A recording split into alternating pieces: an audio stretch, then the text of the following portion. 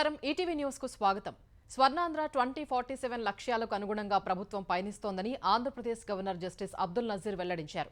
శాసనసభ బడ్జెట్ సమావేశాలు ప్రారంభం కాగా ఉభయ సభల్ని ఉద్దేశించి ఆయన ప్రసంగించారు. ఏపీని పునర్నిర్మించుకోవాల్సిన సమయం ఇదేనని, కలిసికట్టుగా పనిచేసి ఎదుగుదామని పిలుపునిచ్చారు. గత ప్రభుత్వ విధ్వంసక విధానాల వల్ల జరిగిన నష్టాన్ని శ్వేతపత్రాల ద్వారా ప్రజల ముందుంచి భవిష్యత్తు లక్ష్యాల వైపు అడుగులు వేస్తున్నామని ప్రకటించారు.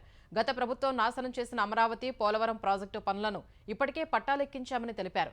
విశాఖ స్టీల్ ప్లాంట్ ప్రైవేటీకరణను పక్కన పెట్టి పునరుద్ధరించడం కూటమి ప్రభుత్వ కార్యదక్షతకు నిదర్శనమన్నారు. సూపర్ 6 పథకాల అమలుకు ప్రభుత్వం కట్టుబడి ఉందని గవర్నర్ తెలిపారు. తల్లికి వందనం పథకాన్ని అమలు చేయబోతున్నట్లు ఆయన పునరుద్ఘాటించారు. 2029 చివరి నాటికి ఆంధ్రప్రదేశ్లో అర్హులైన కుటుంబాలన్నింటికీ శాశ్వత గృహాలను సమకూర్చుతామని వెల్లడించారు. అనర్హత వేటు తప్పించుకునేందుకే అసెంబ్లీకి వచ్చారనే విమర్శల మధ్య శాసనసభలో అడుగుపెట్టిన వైసీపీ అధినేత జగన్ గవర్నర్ ప్రసంగం ప్రారంభమైన 11 నిమిషాలకే బయటకు వెళ్లిపోయారు. ఉన్న కొద్దిసేపు సభలో గందరగోళం సృష్టించేందుకు వైసీపీ సభ్యులు యత్నించారు. ప్రతిపక్షంగా గుర్తించాలని, న్యాయం చేయాలంటూ నినాదాలు చేశారు. వైసీపీ నేతల ఆందోళన మధ్య గవర్నర్ అబ్దుల్ నజీర్ ప్రసంగం కొనసాగించారు. అనంతరం ఎమ్మెల్యేలు, ఎమ్మెల్సీలతో సమావేశమైన జగన్ బడ్జెట్ సమావేశాలకు హాజరు కాకూడదని నిర్ణయం తీసుకున్నారు. జగన్, వైసీపీ ఎమ్మెల్యేలు శాసనసభకు గైర్హాజరు కానున్నారు. మండలికి వెళ్లి ప్రజా సమస్యల్ని ప్రస్తావించాలని వైసీపీ ఎమ్మెల్సీల్ని జగన్ ఆదేశించారు. సభకు వచ్చిన 11 నిమిషాలకే జగన్, ఎమ్మెల్యేలు వెళ్లిపోవడంపై కూటమి నాయకులు విమర్శలు గుప్పించారు. సస్పెన్షన్ వేటు పడకుండా తప్పించుకునేందుకే జగన్ వచ్చినట్లు ఉందని బీజేపీ నేత విష్ణుకుమార్ రాజు విమర్శించారు. ప్రజా సమస్యలు ప్రస్తావించేందుకు వైసీపీ సభ్యులు సభకు రాలేదని దుయ్యబట్టారు. మంత్రులు, తెలుగుదేశం నేతలు జగన్ తీరుపై మండిపడ్డారు. రాజ్యాంగంలో ఎక్కడా లేని వింత కోరికల్ని జగన్ కోరుతున్నారని ఎద్దేవా చేశారు. పులివెందుల ఎమ్మెల్యేకు అసెంబ్లీకి రావాల్సిన బాధ్యత లేదా అని నిలదీశారు. గవర్నర్ ప్రసంగం సమయంలో వైసీపీ నేతలు వ్యవహరించిన తీరు హేయమైన చర్యని ఆంధ్రప్రదేశ్ ఉప ముఖ్యమంత్రి పవన్ కళ్యాణ్ విమర్శించారు. 5 ఏళ్లు ప్రతిపక్ష హోదా తమకు రాదని, వైసీపీ నేతలు మానసికంగా ఫిక్స్ అయితే మంచిదన్నారు. సభలో రెండో అతిపెద్ద పార్టీ జనసేన అని వైసీపీ గుర్తించాలని హితవు పలికారు. ఆంధ్రప్రదేశ్ శాసనసభ బడ్జెట్ సమావేశాలు మార్చి 21 వరకు జరగనున్నాయి. ఈ మేరకు వాళ్ల సభ వాయిదా పడిన తర్వాత స్పీకర్ అధ్యక్షతన జరిగిన అసెంబ్లీ వ్యవహారాల కమిటీ భేటీలో నిర్ణయించారు. మార్చి 19న బడ్జెట్కు శాసనసభ ఆమోదం తెలపనుంది. తర్వాత సభ వాయిదా పడడం ఆనవాయితీ కాగా, ఇతర అంశాలు ఉంటే చర్చించేందుకు మార్చి 20, 21 2 రోజులు రిజర్వ్ దినాలుగా ప్రకటించారు. బీఎస్సీ భేటీకి ముఖ్యమంత్రి చంద్రబాబు, ఉప ముఖ్యమంత్రి పవన్ కళ్యాణ్, మంత్రులు పయ్యావుల కేశవ్, నాదెండ్ల మనోహర్, బీజేపీ నుంచి విష్ణుకుమార్ రాజు హాజరయ్యారు. తెలుగు రాష్ట్రాల్లో శాసనసభ్యుల కోటా 10 ఎమ్మెల్సీ ఖాళీల ఎన్నికలకు కేంద్ర ఎన్నికల సంఘం షెడ్యూల్ విడుదల చేసింది. ఆంధ్రప్రదేశ్లో 5, తెలంగాణలో 5 స్థానాలకు మార్చి 20న పోలింగ్ నిర్వహించనున్నట్టు ఈసీ తెలిపింది. ఇందుకు సంబంధించి మార్చి 3న నోటిఫికేషన్ జారీ చేయనుంది. మార్చి 10 వరకు నామినేషన్లు దాఖలు చేయడానికి గడువు ఉంటుందని తెలిపింది. మార్చి 29న ఏపీలో జంగా కృష్ణమూర్తి, పర్చూరి అశోక్ బాబు, దువ్వారపు రామారావు, బి తిరుమల నాయుడు, యనమల రామకృష్ణుడు పదవీకాలం ముగియనుంది.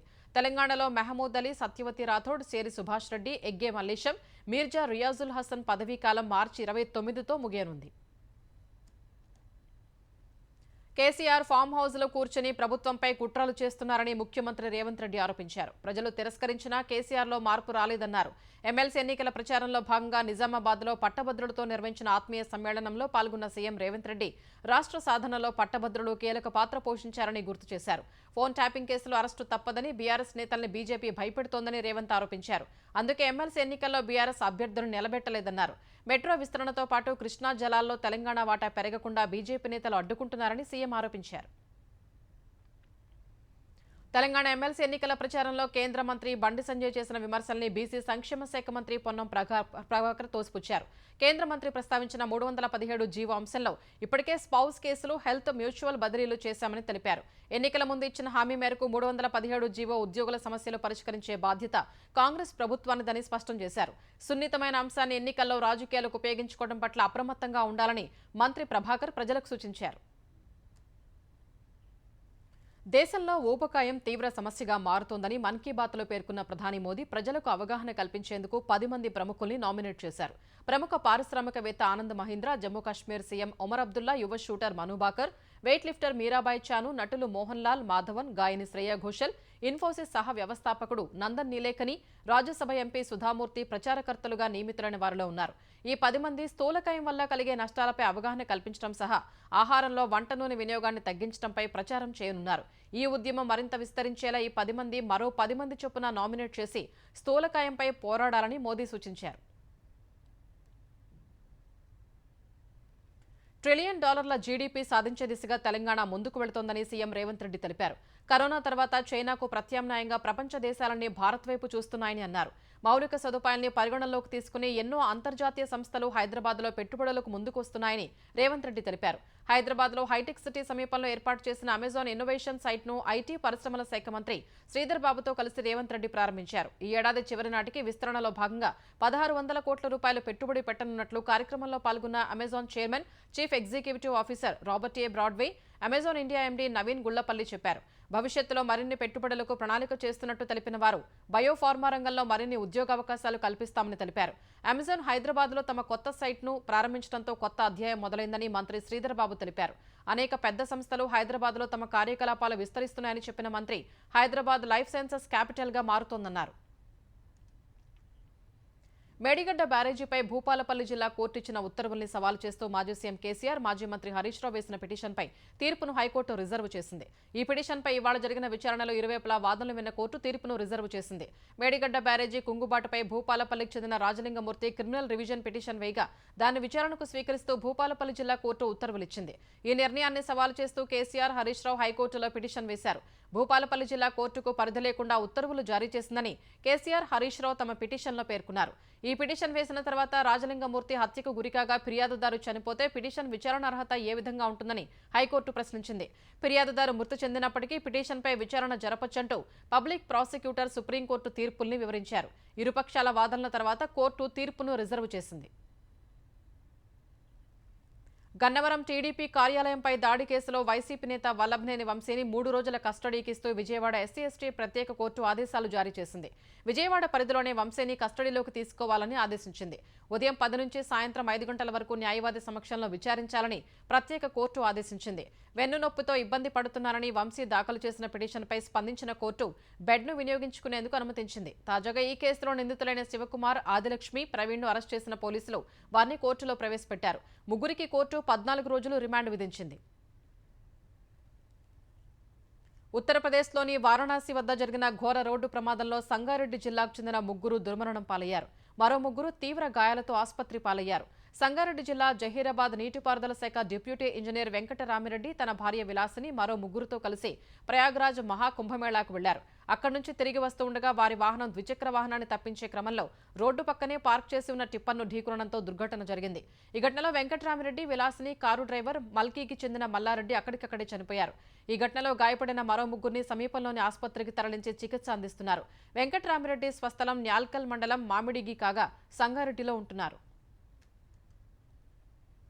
మధ్యప్రదేశ్ జబల్పూర్లో జరిగిన మరో ప్రమాదంలో కుంభమేళా నుంచి స్వస్థలానికి వస్తున్న కర్ణాటక బెళగావికి చెందిన 6 యాత్రికులు చనిపోయారు. యాత్రికులు ప్రయాణిస్తున్న జీపు అదుపు తప్పి డివైడర్ను ఎక్కి రోడ్డుకు అవతల వైపు నుంచి వస్తున్న బస్సును ఢీకొనడంతో దుర్ఘటన జరిగినట్లు స్థానిక పోలీసులు తెలిపారు. ఈ సమయానికి జీపులో 8 మంది ఉండగా 6 అక్కడికక్కడే ప్రాణాలు కోల్పోయారు. ఈ ఘటనలో మరో 2 పరిస్థితి ఆందోళనకరంగా ఉన్నందున సమీప ఆసుపత్రిలో చేర్చి చికిత్స అందిస్తున్నారు.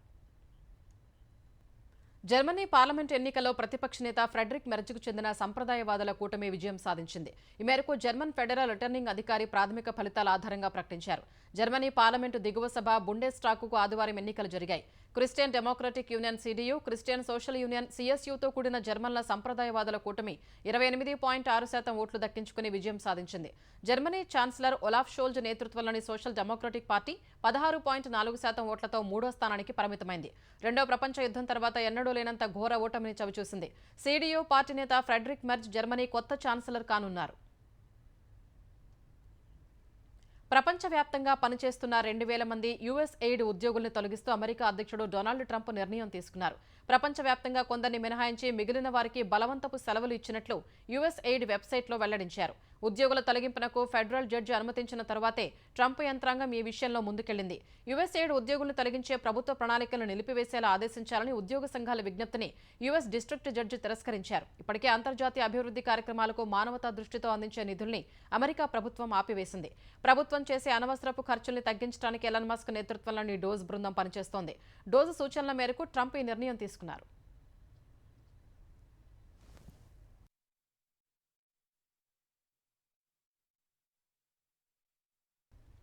అన్ని అడ్డంకుల్ని అధిగమించి రానున్న ఏళ్లలో అత్యంత వేగంగా అభివృద్ధి చెందుతున్న ఆర్థిక వ్యవస్థగా భారత్ కొనసాగనుందని ప్రపంచ బ్యాంకు విశ్వాసం వ్యక్తం చేసినట్టు ప్రధాని నరేంద్ర మోదీ తెలిపారు. ఇటీవల గ్లోబల్ ఎకనామిక్ ప్రాస్పెక్ట్స్ నివేదికలో ప్రపంచ బ్యాంకు ఇదే అంశాన్ని చెప్పినట్టు తెలిపారు. పారిశ్రామిక పెట్టుబడులకు సంబంధించి భోపాల్లో నిర్వహించిన invest Madhya Pradesh global investors summit 2025లో మోదీ పాల్గొన్నారు. ప్రధాన పెట్టుబడులను ఆకర్షించే లక్ష్యంతో మధ్యప్రదేశ్ ప్రభుత్వానికి సంబంధించిన 18 కొత్త విధానాల్ని ఆవిష్కరించారు. డబుల్ ఇంజన్ సర్కార్ ఏర్పడిన తర్వాత మధ్యప్రదేశ్లో అభివృద్ధి వేగం రెట్టింపైనట్టు ప్రధాని చెప్పారు. భారత్లో విద్యుత్ వాహనాల విప్లవంలో మధ్యప్రదేశ్ అగ్రగామి రాష్ట్రాల్లో ఒకటని కొనియాడారు. ఆరోగ్యం, వెల్నెస్ రంగంలో అనేక అవకాశాలు ఉన్నాయని, హీల్ ఇన్ ఇండియా మంత్రాన్ని ప్రపంచం ఇష్టపడుతోందని చెప్పారు. ప్రపంచ అంతరిక్ష సంస్థలకు అగ్రశ్రేణి సరఫరా గొలుసుగా భారత్ అభివృద్ధి చెందుతోందని మోదీ తెలిపారు. రానున్న ఏళ్లలో వస్త్ర, పర్యాటక, సాంకేతిక రంగాలు కోట్ల ఉద్యోగాల్ని సృష్టిస్తాయన్నారు. ఢిల్లీలో కొత్త శాసనసభ కొలువు తీరింది. ఈ ఉదయం ఢిల్లీ శాసనసభ సమావేశమైన వెంటనే ముఖ్యమంత్రి రేఖా గుప్తా ఎమ్మెల్యేగా ప్రమాణం చేశారు. అనంతరం 6 కేబినెట్ మంత్రులు, ఎమ్మెల్యేలు ప్రమాణ స్వీకారం చేశారు. తర్వాత ఢిల్లీ అసెంబ్లీ స్పీకర్గా బీజేపీ ఎమ్మెల్యే విజేంద్ర గుప్తాను సభ ఎన్నుకుంది. రోహిణి నియోజకవర్గం ఎమ్మెల్యే అయిన విజేంద్ర గుప్తాను స్పీకర్గా ఎన్నుకునేందుకు అధికార బీజేపీ 2 తీర్మానాల్ని ప్రతిపాదించింది. అందులో ఒక తీర్మానాన్ని సీఎం రేఖా గుప్తా ప్రతిపాదించగా, కేబినెట్ మంత్రి రవీంద్ర ఇంద్రజ్ మరో తీర్మానాన్ని ప్రతిపాదించారు.